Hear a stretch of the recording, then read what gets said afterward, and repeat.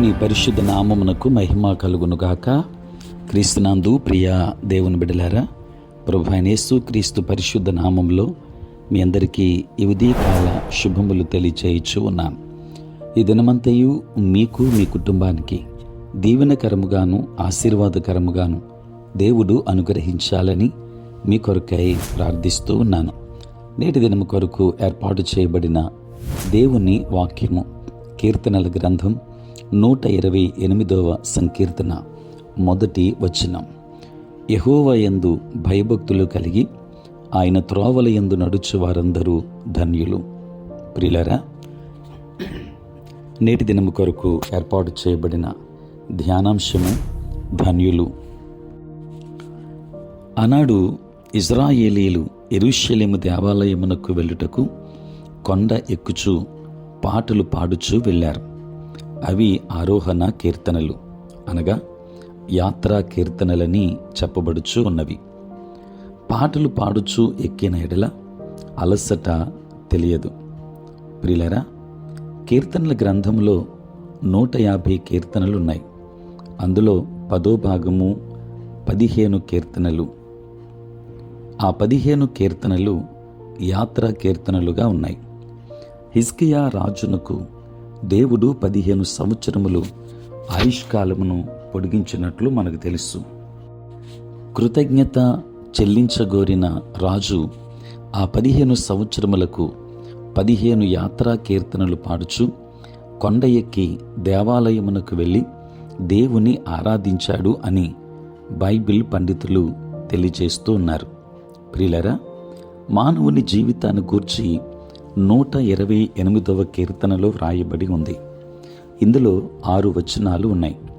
మొదటి 2 వచనములు మానవుని వ్యక్తిగత జీవితంలో వచ్చే ఆశీర్వాదాలు, తరువాత 2 వచనాలు కుటుంబ జీవితంలోని ఆశీర్వాదాలను తెలియజేస్తూ ఉన్నాయి. ఆఖరి 2 వచనములు దేశము మీదకు వచ్చు ఆశీర్వాదాలను తెలియజేస్తూ ఉన్నాయి. ప్రియులారా, ఈ 3 రకముల ఆశీర్వాదముల మూలం మొదటి వచనములో ఉంది. యెహోవా యందు భయభక్తులు కలిగి ఆయన త్రోవల యందు నడుచు వారందరూ ధన్యులు. ప్రియులారా, పరిశుద్ధ గ్రంథము మనకు తెలియచేయు శుభవార్త ఇదే. ఆయనకు భయపడి ఆయనను వెదికిన ఎడల ఆయన మనకు ప్రత్యక్షమగును. మనం ఆయన యందు భయభక్తులు కలిగి ఆయన త్రోవల యందు నడిచిన ఎడల ఆయన మన మార్గమంతటిని సరళము చేయును.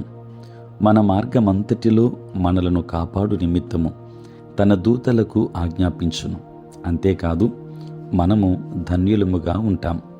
ప్రియులారా, సాధారణంగా వివాహ కార్యక్రమంలో ఈ కీర్తనను చదివి అనేక మంది నూతనముగా దాంపత్య జీవితాన్ని ప్రారంభించు వధూవరులను అభినందిస్తూ ఉంటారు.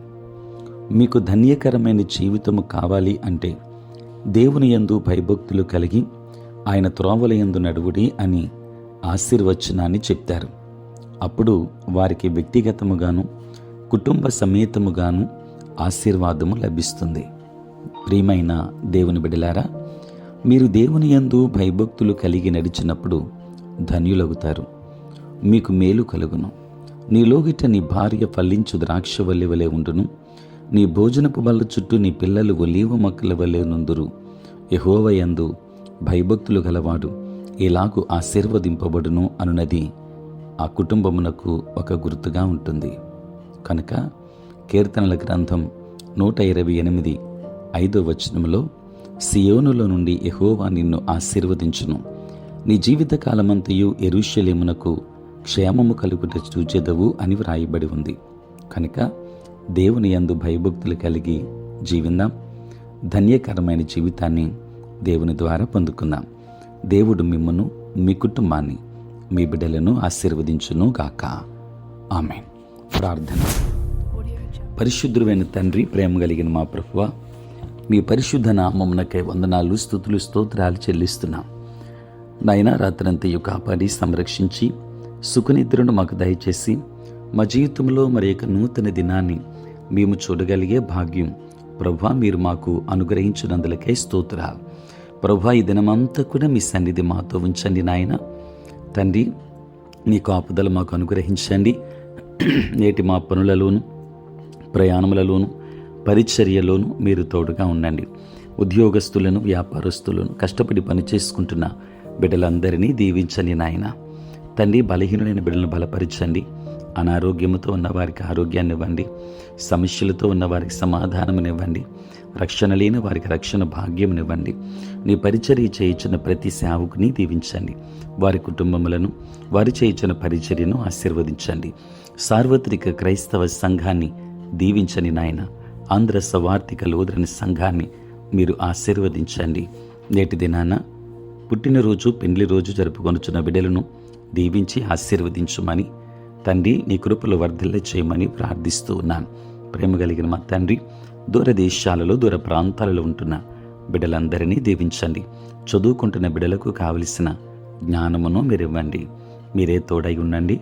అనుదినము ఈ ధ్యానములలో ఏకీభవిస్తున్న ప్రతి కుటుంబాన్ని, ప్రతి బిడ్డను ఆశీర్వదించుమని యేసు నామములో ప్రార్థించి వేడుకొనుచున్నాము తండ్రి. ఆమెన్. తండ్రి, కుమార, పరిశుద్ధాత్మ త్రియేక దేవుని దీవెన సదా మీకును, మీ కుటుంబానికి తోడై ఉండును గాక. ఆమెన్.